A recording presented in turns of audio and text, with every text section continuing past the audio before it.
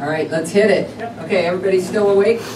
All good. Turn the lights down, turn the temperature up. Let's have a little nap time here. So the title of this talk is Video Conversion Made Easy, and I put easy in quotes because it actually isn't that hard, but when you try to describe it, it's incredibly complicated. So it is sort of easy, but that disclaimer. Now, I've heard some complaints from the audience that I haven't had enough transitions in my slides, so I thought we should have a couple of slides here to just keep you entertained. We'll have some transitions, you know.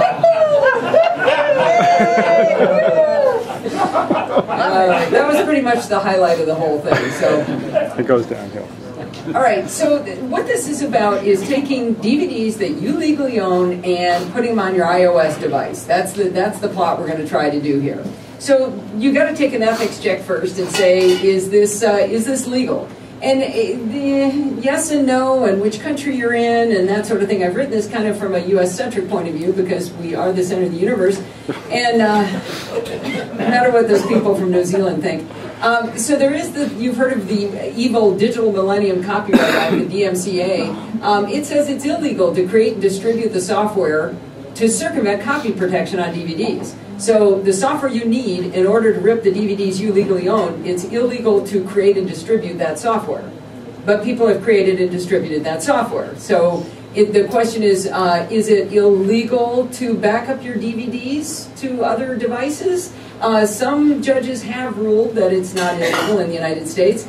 There's an act called the Audio Home Recording Act in the United States that amends U.S. copyright that says it's legal to rip audio, but it hasn't caught up yet to say it's legal to rip video. So a lot of people also cite the fair use argument, and I thought instead of citing it and saying, yeah, fair use, it's okay, I'd actually read it, and nowhere in there does it say, yeah, you're allowed to rip your DVDs for backup. So it doesn't explicitly say you can.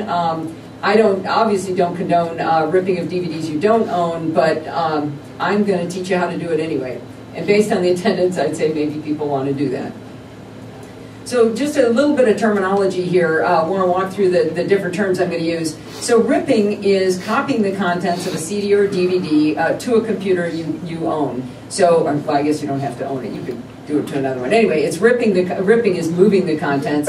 Burning is actually taking that same content now and moving it onto another medium like a CD or a DVD.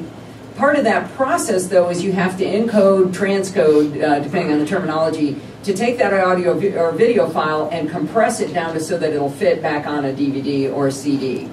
So you can take formats like, you know how a WAV file on a CD is a giant file, like you only get, what, like 15 songs on a CD. Anybody who still buys CDs, but you can put like 1,000 MP3s on there. Same thing happens with video. So you've got uncompressed DVD VOB files, they're called, and you're going to convert them down to MP4 files that are playable on the iOS devices. So then that's transcoding, and then there's also compressing, which is getting rid of the data that the human eye can't see or the human ear can't hear in order to make it that smaller file. So compressing is a little bit different than encoding. And then digital download, that's a digital copy of a DVD or CD that you're allowed to download from the manufacturer, from the labelist, where they originally created for you, so you can download and play it on your iOS device. So you might say, okay, well, why don't you just use the digital download, Allison? Why do you have to go through all these shenanigans with ripping and burning and all this kind of thing?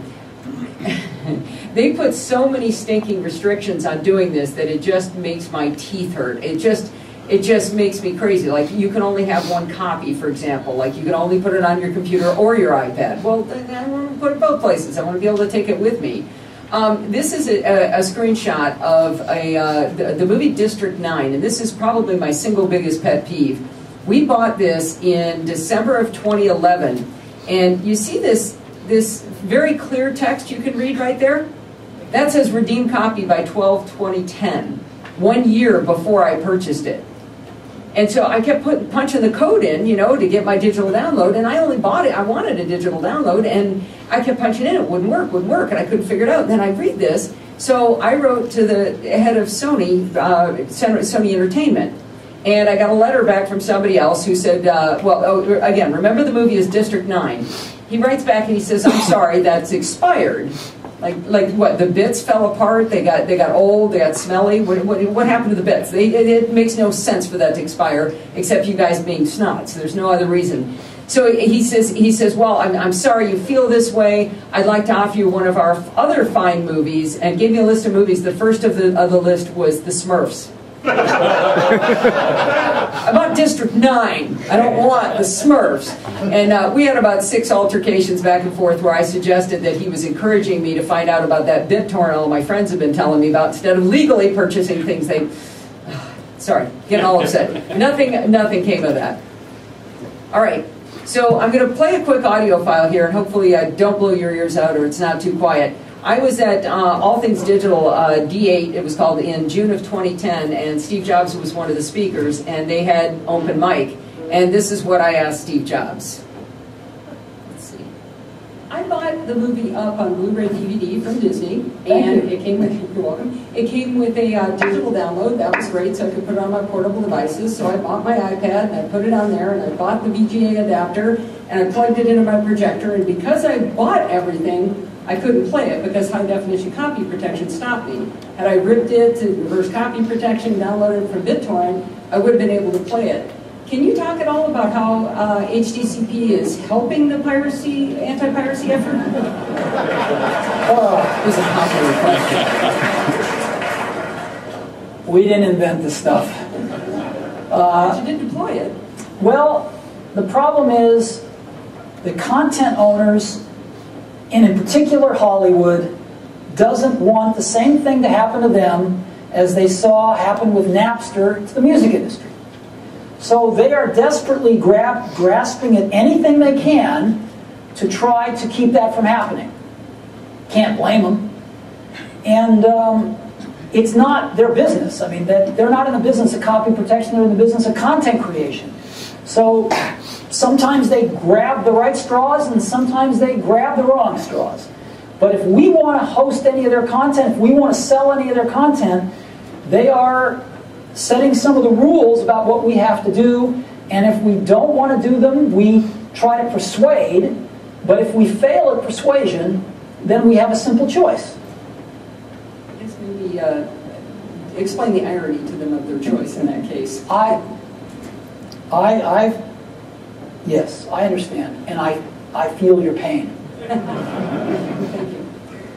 So one of the things I made a point, and my knees are shaking like crazy by this time. I sound like I'm just on my game, you know. I have no problem torturing the guy. But I had specifically chosen Up because it was a Pixar film.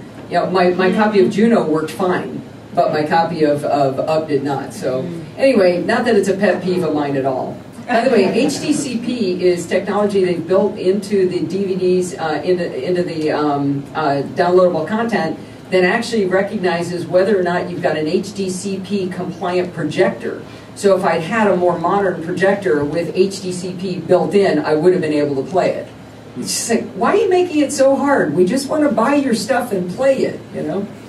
All right, enough whining. All right, so now there's someone in the audience here who has evidence to the contrary of my first statement, which is very interesting to me. But because of the DMCA requirement that it's illegal to create DVD ripping software, in my experience, the applications that charge for it tend to get shut down. Now, you said that you... He uses Wondershare. He uses an application called Wondershare that you do have to pay for, and I'm really curious that it does exist still. So, again, in my experience, they've disappeared. If you find a lot of paid-for DVD ripping software is just fake garbage. So, the nice thing here is Handbrake is free. It's freeware, and it's from handbrake.fr, which is a French site. It's open source, so it's licensed under the GPL, so you're allowed to use it on anything you want to use it for.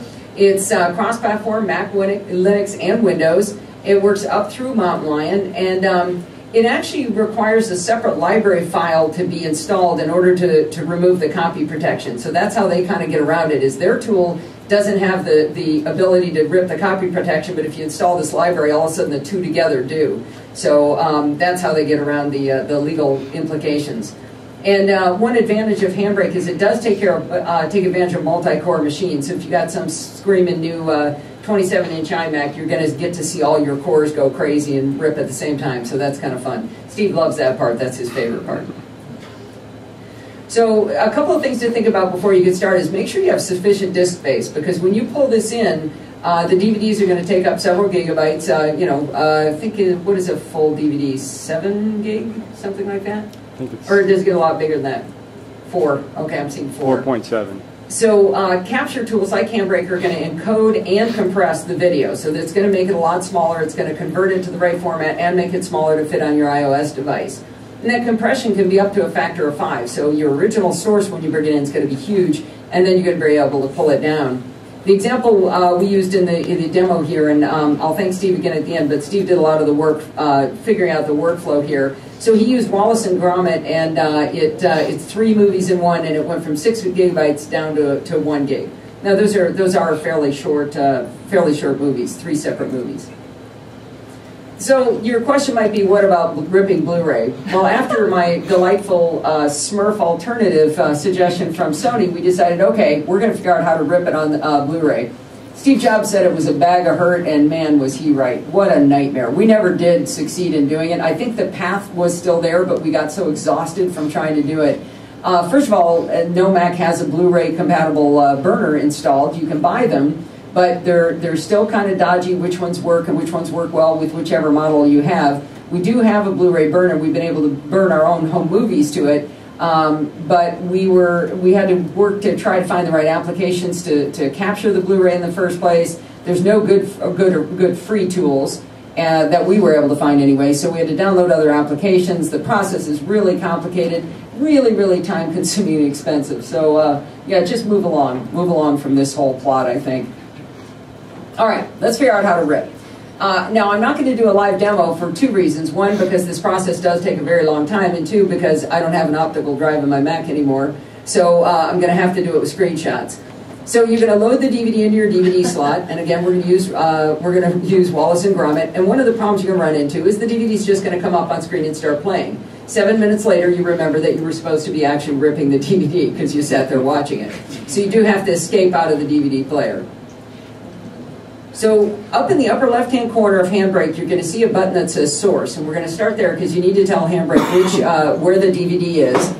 And you're going to navigate to open your DVD, and you're going to be looking for a folder that says video_TS. Once you navigate down to that, you don't have to actually open that. You can stop at that stage and click Open, and that's going to be the source it's going to use. Is that you? Yeah, you can actually see that, can't you? Exciting. All right, now Handbrake is going to scan the source, and this actually takes a while, and I'm not quite sure what it's doing, but it goes off and it checks actually it's probably looking for the different tracks.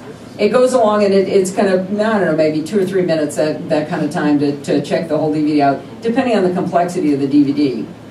So next it's going to start showing you how many titles it's found. So right now you can see this says scanning titles 16 and 25. It's still going, and I'll get into what those titles actually are.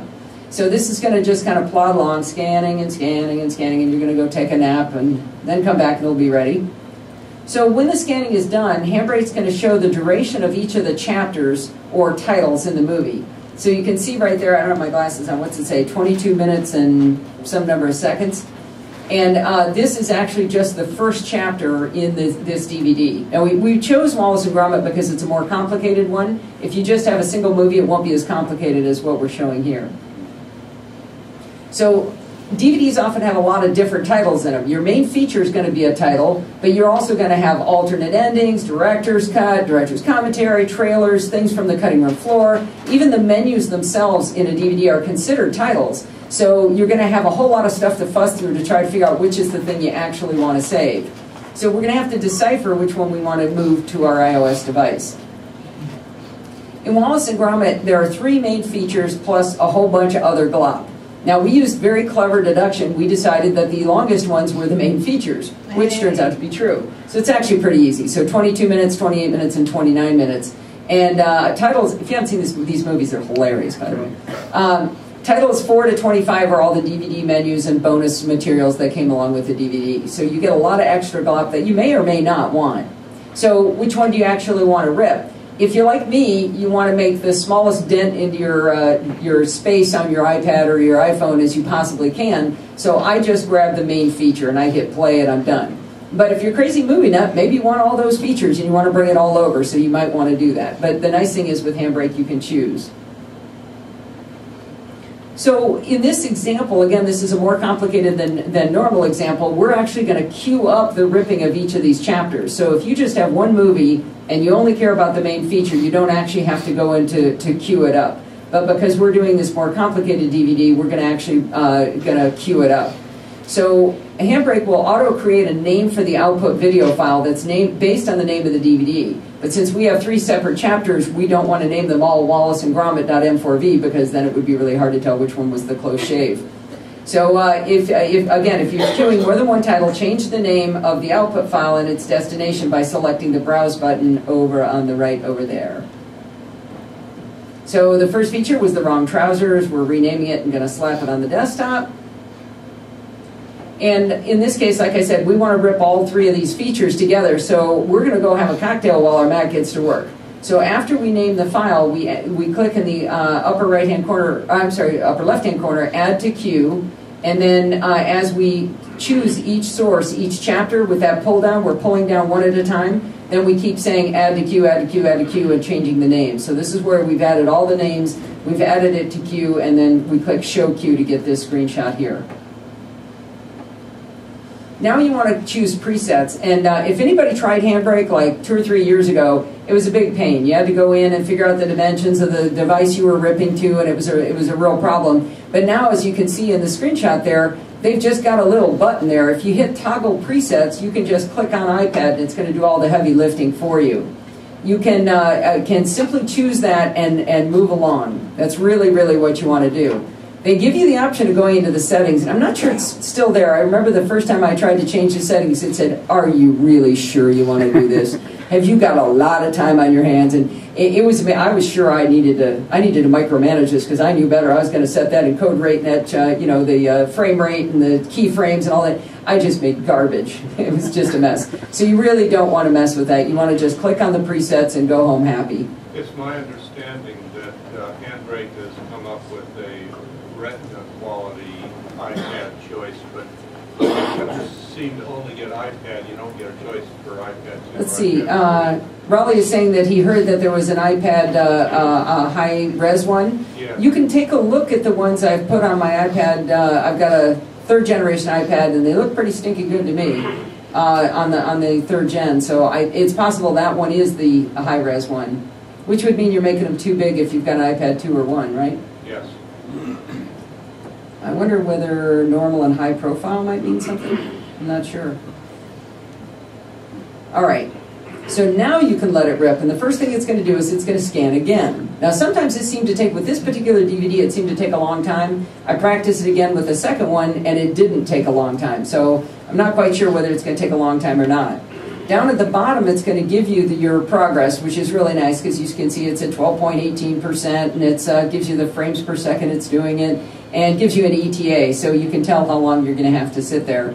It really does take a long time. A full-length DVD, full-size DVD is like maybe, what, Steve, an hour and a half at least in that frame? It depends on your computer. If it's a slower computer, you might need it overnight. But, well, I mean, if you got a real slow computer, it might be. Modern computer, you're talking an hour and a half, I think, somewhere along that line. And the last thing they say is, put down that cocktail, your Handbrake queue is done. You gotta love a developer with a sense of humor, right? So now you want to transfer your movie over to iTunes. So you're gonna find your movie where where you told Handbrake to put it, and you're gonna drag that into your iTunes library. So just from your Finder window, you just drag it over. This entire square will turn blue in the upper left-hand corner, and it's actually gonna copy it in there. So it's going to put it, and it's going to put it in your movies folder in your directory. So actually, let me go back. Yeah. So you know how you've got a movies folder and a pictures folder in your Finder. It's actually going to be putting a copy of it there. So you do want to make sure that when you're done, you get rid of the original one you created because you're going to have 2 copies taking up 2 gig now instead of just a gig apiece. So now we're going to plug in our iDevice, and you'll see it in the left sidebar. You want to click on the Movies tab up here. Then we're going to select Sync Movies. I choose to uncheck Automatically Include All Movies. That's because I've got about, I don't know, 18 full-length feature movies, and I'd have half of my drive taken up on my iPad if I had them all the time. Which, I get in the mood, I do it for a while. When I'm on a long trip like this, I might have 10 or 15 of them on there. So again, I uncheck that because it's a bad plan for me anyway. And then you check the movie that you do want to sync and sync your device and be happy. This is going much faster than it's supposed to, by the way. Could people ask some questions? Yeah, good. Yeah, hi, Allison. I think I might have deleted that out of my Finder. There's a folder called Add to iTunes library that I always end up dropping things on. Is that the same thing as what you're... Let's see, he said he's done this before, and he had a folder called Add to iTunes Library. That must be a folder you created. I haven't. Anybody else seen that folder? Maybe an automator folder? No, there is one with the latest version of iTunes. Is there? Yeah, it's automatically added to iTunes folder. You just drop it in it, puts in the library. Oh, so you're saying when you're browsing from your... Sorry, I can't see down and keep my mouth on the mic at the same time. There we go, I'm going like this. Yeah, and you're not helping. So you're saying that iTunes has a folder called Automatically Add to iTunes. So if you select that as your downloads folder? Well, so I just use Finder for everything, and that's the name of the folder that I drop things on, and then iTunes will recognize it in a couple of seconds. So iTunes sucks it in from there. So yeah, I mean, it sounds like that's what Don's talking about. So does it automatically delete it from the Finder then? It takes it out of that folder and drops it into your library. Oh, perfect. Perfect. Okay, so that's cool. I had not ever noticed that. Where is that folder? It's in the iTunes library. The level below. From memory, it was iTunes Media, Add to iTunes. iTunes That's Media, where you are. Add to iTunes. It's there for a long time already. It's been using for Mine is 2 years old. But you don't have it. Well, we don't know if I have it. iTunes Media. Is what Oh you're- yeah, this is a screenshot of my iTunes Media folder. Oh, that's it right there. Oh. Automatically add iTunes. Oh, there it is. If I could just option double click right now. Yeah, right. So it is safe to delete the original and put it back to get your disk space back there. Good idea. So, or you could just buy your movies through iTunes, which might actually be a lot easier. So, man, did I really do that in 25 minutes? Maybe it seemed really long when I was working through the mechanics of that. Oh, he left. I was going to ask more questions about the program he used. So again, Handbrake is free from handbrake.fr, and I do want to thank Steve for spending hours and hours and hours and hours ripping DVDs and taking screenshots in order to figure that out. So any questions? Yeah? Yeah, if this is way off the topic, I'll take an answer. We have time. But, okay, I had all our old family movies, the 8mm from the 1950s, put onto mini DVD tape, and then I put that onto DVDs just to kind of upgrade the medium. Home movies moved to DVD, right? So now, but they're not in any order. So, and I've got years and years of these. So, what I have done is ripped them off the DVD because now I want to put them into iMovie and then put all of the big chapters and make it interesting. Yeah. So, is there a way to just take a part of that? Do I have to take the whole DVD at one time? Can I take? So the question is, does she have to, she's got all these home movies that have been moved onto a DVD, does she have to pull the entire movie in? You don't actually need to rip it like I'm doing. I would think, can she? I was thinking she could just copy well, it. If is this it depends on the I format. put it into iMovie. Is it a playable DVD and a DVD player, or are they files? Yeah, is it just like, does it just look like a thumb drive would, or do you stick it in and the movies play? Yeah, I put it in and it's and the like movie auto plays? movie because there were many different ones I had professionally put onto mini tape. And okay, yeah, so I would think you would have to rip that in then, and then pull it into iMovie, and then start chopping it up and making scenes. Okay. Unless the person who made the DVD did chapters. No, that was I. Oh, okay. Oh, then you would have. Then you have to rip the whole thing. You should fire that person. Yeah. Yeah, but it's cheap. There's that. It's a fun project though to do that kind of thing, to go through and make the chapters, and doing it with iDVD is a lot of fun. But that was because somebody suggested Handbrake, and that was a couple years ago. But I just wanted to verify. Yeah, you wouldn't want to choose the iPad version. You want to find the one right. that's just the full size version. Right. Okay. Yeah, Raleigh and then Pat. Well, two sort of questions. Most commercial movies are copy protected, and you didn't mention anything about that. Yeah, I did. There's a library when you first launch Handbrake. It's going to tell you that you have to go get this library. You mean like Fairmount? No, you know what? I forget what it was called. DC, what is it? DCSS? DCSS, maybe that's it. It just tells you, and it gives you the URL that you have to go get it, and it tells you what folder to put it in your library, and then everything's happy. Yeah, I just use Fairmount, and it does it for So me. Fairmount works with Handbrake? Yes. Okay. It's a separate step. Yeah. And the second... Oh, you do that. So you do that step first and then run Handbrake? Yeah. Okay, this library actually works inside Handbrake. It connects. It's like a connector library inside, which is. Very clever. The Fairmount sounds good too. Yeah, So will VLC. VLC does not anymore. When I went to do it, VLC didn't. That's exactly what I thought, and I looked it up, and something changed. The latest version that I just downloaded a week ago did. Really? Yeah. Because that's exactly what I was going to put in the charts. I was going to say to do VLC, and I read a bunch of stuff said that they'd taken it out.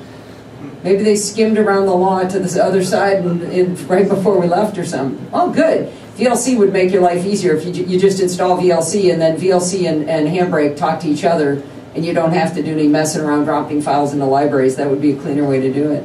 The second point is if you get a 30 gig wide drive, then you can store 30 gigs of movies, which play by Bluray back to your By iPad. Bluetooth, you mean? Bluetooth. Yeah. Your iPad. Could everybody hear what he was saying? He was talking about there's a thing called a, what is it called again? Y drive. A Y drive. There's a couple different companies. It's basically a hard drive that is a Wi-Fi hotspot, and it'll play, I don't think it's Bluetooth. I thought it was Wi-Fi. That's what the WI means.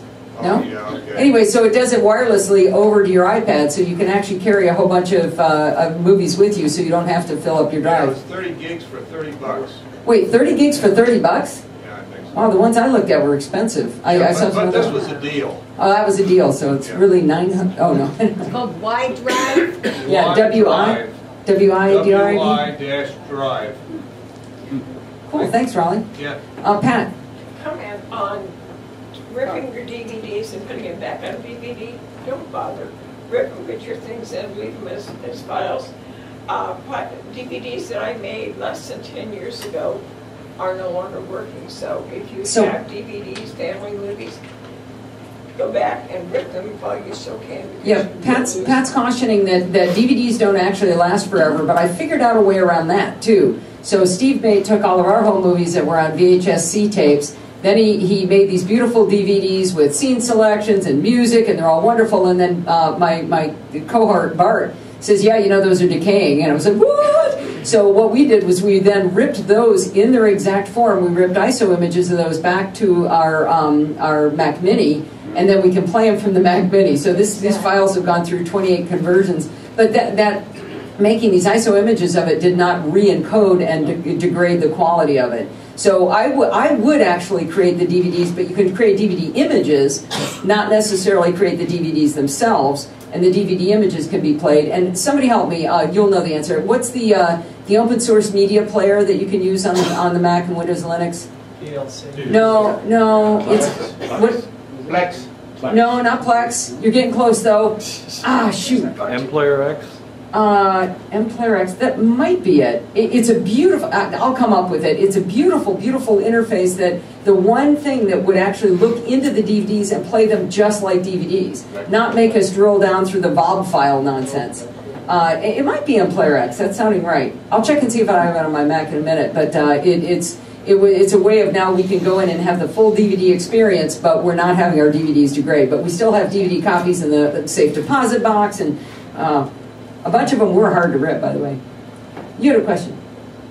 Nope? Yes? As far as figuring out which title to rip, I read a tip somewhere, I think it's if in DVD player, if you play the actual movie, somewhere in the info it'll show you what the title number is. Oh, so he said if when you first bring it up and you're watching for 7 minutes because you forgot you were supposed to be ripping the DVD, it'll actually tell you the title number somewhere on the player. Yeah, somewhere. Oh, that's a good tip. You'll have to click about 3 times. Right? Click about 3 times to find it? Yeah, because it'll be the how much long is left in this chapter. Then you click on it again, it will tell you how long into the chapter you are. Okay. Click it again, and then it'll say title / Oh, okay, so click 3 times to get through the different menus that it's going to offer you. So where is that? Is it in the time code down the bottom, or? It's where the play controls are. It's in the, oh, okay, in the play circle where controls. the bubble is. You just click in there. I do that for TV shows all the time because when you try to rip a TV show, it has like 4 episodes. 4 episode titles. You don't know which episode is. What I've always found is you don't know which episode of the. So if you want to do it in order, I have to basically play all 4 episodes on the DVD first, write down the title numbers, then go into Handbrake, and then grab. Oh my those. gosh. They could make this easier for us. They could. They really could. They could. Yeah, they don't want to. They're not motivated to take our money. Any other questions, comments, better ideas? Yes? I'm not sure what the other software he was going to mention, but I use Mac DVD Ripper Pro, and it is a paid one, but it works super easy. I can rip a full-length DVD in 22 minutes on MacBook Pro. And, he's saying he uses Mac DVD Ripper Pro? Pro, yeah. Okay. Now there's a scam version out there that you don't, Mac DVD X, that you want to stay away from, but Mac DVD Ripper Pro is really easy. I really did think there was a scam version because when you started talking about it, I was like, whoa, the way they kept sending me emails over and over and over again, and then I got terrified. So which is the right one? Mac DVD Ripper Pro. Mac DVD Ripper Pro. So it's paid for, but you like it. Or MDRP is MDRP. Yeah. Okay. And it's $9.99 or something. $9.99. Cool. That's pretty good. Yeah. I use a program just called Ribbit.